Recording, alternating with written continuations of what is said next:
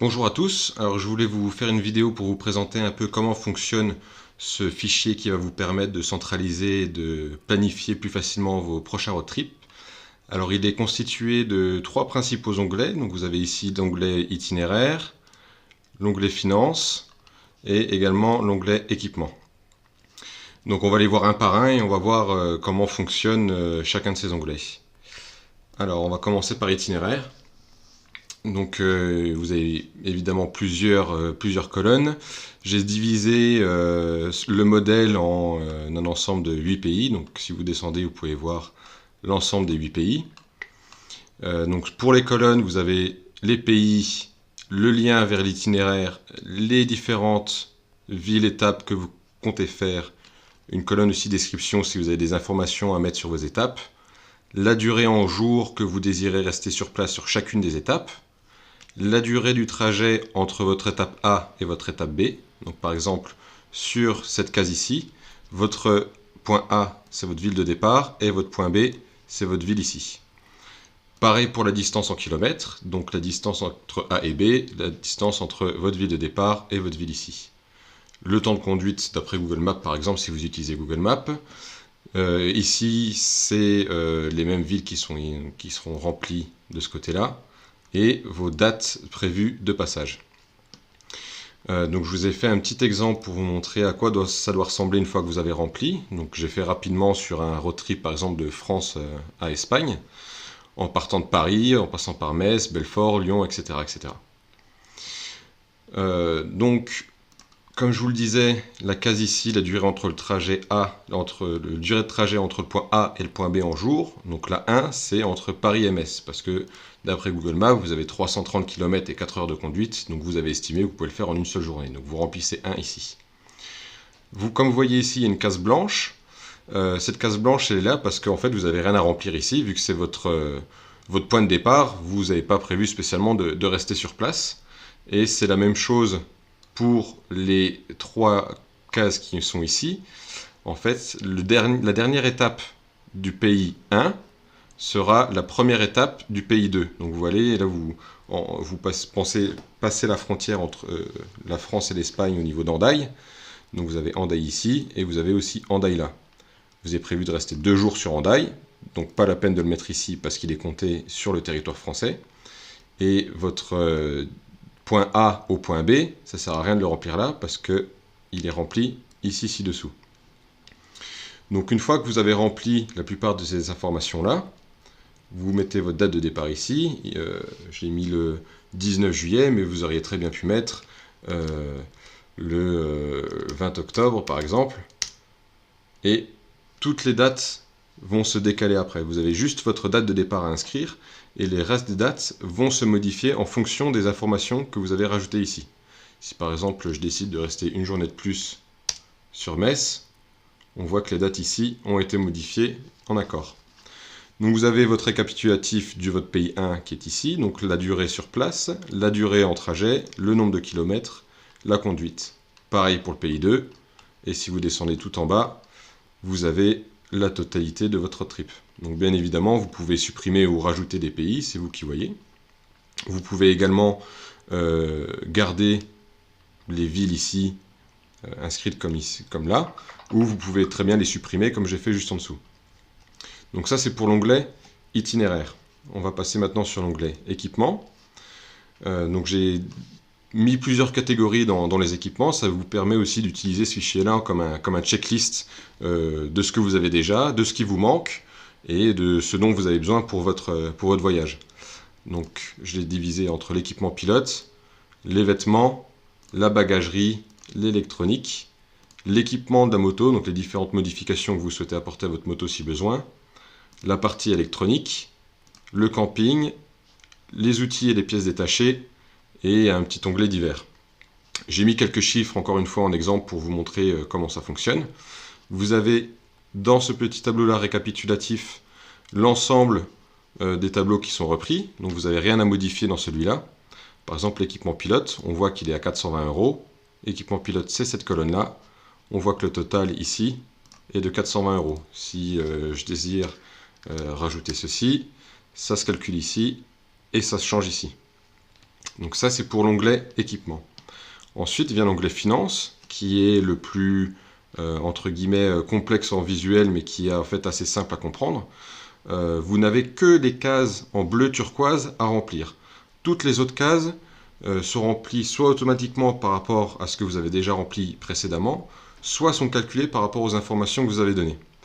Par exemple ici, on voit que pour la France, on a une durée totale de 24 jours pour 1800 km.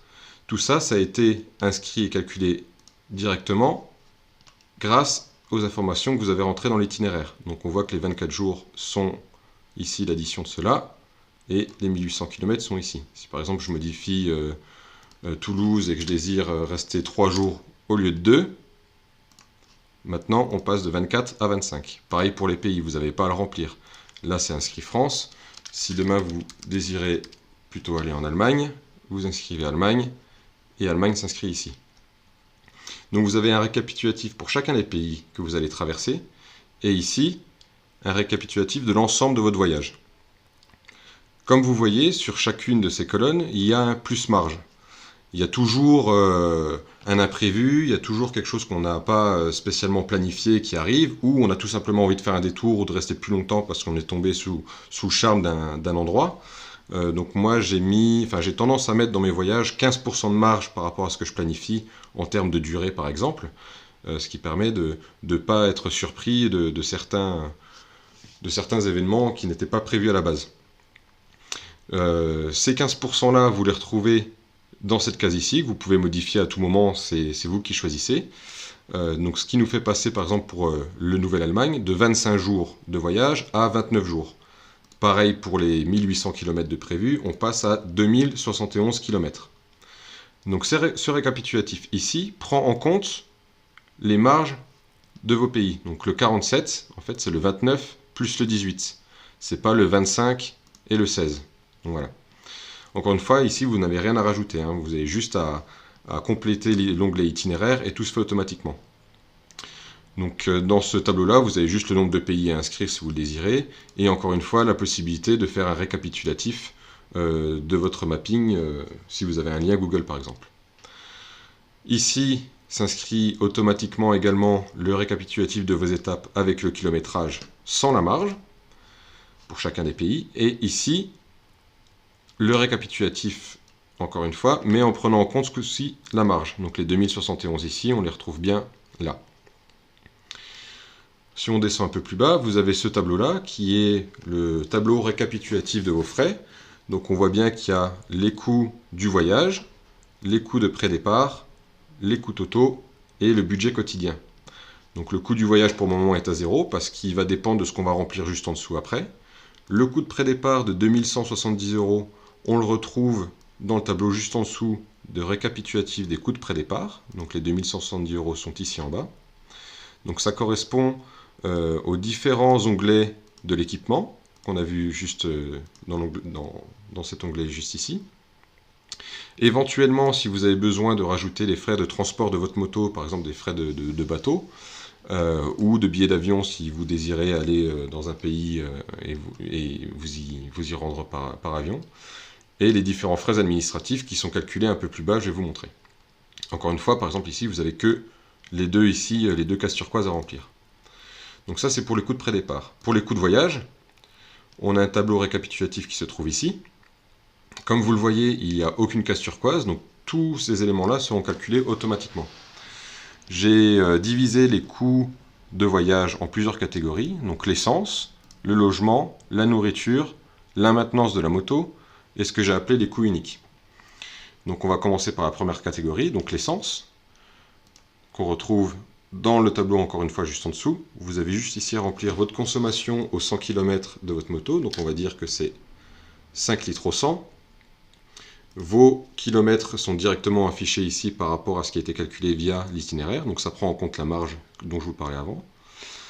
Donc le prix moyen du litre pour le pays ici, on va dire que c'est 1,50 €. Et ici 1,35 €. Bon, peu importe les chiffres, mais c'est juste comme un exemple. Donc vous voyez qu'automatiquement, ça vous a calculé un coût quotidien de vos frais d'essence et un coût total d'essence pour votre pays. ainsi que un récapitulatif donc, pour l'ensemble de votre voyage. Directement, une fois que vous avez rempli ça, on voit dans le récap des coûts que ça a été inscrit ici. Donc les 318 €, on les retrouve là, les 155, on les retrouve ici. Et on peut voir que le coût du voyage a commencé à être agrémenté. Donc ça, c'était pour l'essence. Ensuite, pour le logement, la deuxième catégorie, vous avez 47 jours au total, dont 29 en Allemagne et 18 en Espagne. Il vous suffit de vous renseigner du prix moyen de l'hôtel à la nuit. On va dire qu'il est de 19 € ici et de 21 € ici. Encore une fois, ça vous calcule un budget quotidien et un budget total. Vous avez aussi une colonne, enfin une ligne, nuit de camping. Ce que j'appelle nuit de camping, c'est le camping sauvage. Donc c'est des nuits où vous n'allez rien payer. Ça peut aussi être des nuits en couchsurfing si vous utilisez cette plateforme-là par exemple. Vous avez juste à inscrire le nombre de nuits dont vous désirez, entre guillemets, ne pas payer ou faire du camping sauvage. Donc par exemple, sur les 29 jours en Allemagne, vous pensez faire 5 jours de camping et en Espagne, 3 jours. Donc ça va faire un impact direct sur votre budget quotidien, sur votre budget total et sur votre récapitulatif ici au-dessus. La nourriture, c'est toujours le même principe. 29 jours, on estime qu'on peut manger pour 17 € ici et 23 € là. Ça vous fait encore des frais qui sont répercutés dans le tableau récapitulatif. Maintenant, sur la maintenance, j'ai mis quelques aspects qui peuvent avoir un impact sur votre prix, notamment sur les longs trajets. Donc vous avez juste à remplir la durée de vie en kilomètres, par exemple de votre pneu avant, de votre pneu arrière, de votre kitchen, etc. Et de rajouter le coût unitaire. Donc par exemple le pneu avant, on va dire que c'est 80 €, 120 € pour le pneu arrière, un filtre à huile 5 €, une vidange, ça vous revient à 7 €, on met n'importe quoi, un kitchen à 150 et les plaquettes à 40 €. Ça vous donne donc le nombre nécessaire de l'équipement en question. Donc par exemple là vous avez besoin d'un peu plus d'un demi-pneu arrière, donc vous savez avant le départ si vous avez déjà besoin de le modifier ou pas. Ça vous donne un coût total, un coût au 100 km, mais aussi un coût quotidien et des frais totaux de maintenance de votre moto sur l'ensemble de votre voyage. Ensuite, il y a les autres coûts, donc ce sont les coûts frais administratifs qui, eux, rentrent dans les coûts de pré-départ. Donc ça va être le téléphone ou les différentes assurances, ce genre de choses-là. Vous pouvez bien évidemment rajouter des lignes. Moi, j'ai mis 30 € partout pour l'exemple, mais vous pouvez mettre ce que vous pensez être le plus adéquat. Les coûts uniques, donc ça va être par exemple les visas, les entrées dans les musées, dans les parcs, dans tout ce genre de choses-là, les passages de frontières, donc ça peut être l'importation, les frais d'importation du véhicule dans votre nouveau pays, et divers, si vous faites des excursions ou quelque chose de particulier que vous voulez remplir. Donc encore une fois, vous avez juste à remplir les cases ici en turquoise, et tout sera rempli derrière. Donc je fais n'importe quoi, je mets 40 € ici, donc on voit qu'ils sont répercutés là, et qu'ils seront également répercutés ici dans mes coûts uniques. Donc voilà, c'est un peu tout ce qu'il y avait à faire. Une fois que vous avez rempli en fait l'itinéraire et l'équipement, donc l'itinéraire, ça vous permet aussi d'avoir un suivi et une idée un peu de votre roadbook dans les grandes lignes. Bon, il ne faut pas non plus être trop précis et laisser quand même place à l'aventure et à l'imprévu. Donc moi, j'ai tendance à mettre juste les grandes lignes. Par exemple, on pourrait très bien mettre un Paris-Lyon et se mettre 6 jours de trajet et puis donc aller un peu où bon nous semble et voir à peu près le nombre de kilomètres. Ça, c'est à vous de voir, hein. Pareil pour l'équipement, j'en ai profité pour vous laisser quelques conseils sur le genre d'équipement que j'utilise et différents liens vers des sites internet et des équipementiers vers lesquels vous pouvez vous fournir en équipement. Ça vous permet aussi d'avoir donc votre checklist et d'avoir un suivi de ce que vous avez, de ce que vous n'avez pas. Par exemple, la quantité 1, donc vous avez besoin d'un seul casque. En stock, vous n'en avez pas. Si vous en avez, vous remplissez un et vous savez déjà que là, vous n'avez plus rien à acheter. Une fois que vous avez fait donc itinéraire et équipement, vous avez déjà la majorité qui est fait sur le tableau finance. Après, c'est juste quelques recherches qui sont à rajouter et pour agrémenter un peu et développer les différents tableaux qu'il y a dans l'onglet finance. Et ça vous donne à la suite un coût de voyage, un coût de pré-départ. La somme vous donne donc un coût total et un budget quotidien. Le budget quotidien ne prend pas en compte le coût de pré-départ, hein, parce que c'est que le budget que vous avez une fois sur le voyage. Donc c'est le coût du voyage divisé par le nombre de jours. Voilà. Donc c'est tout ce que je pouvais vous présenter. J'espère que ça a été assez explicatif et pas trop barbant à regarder.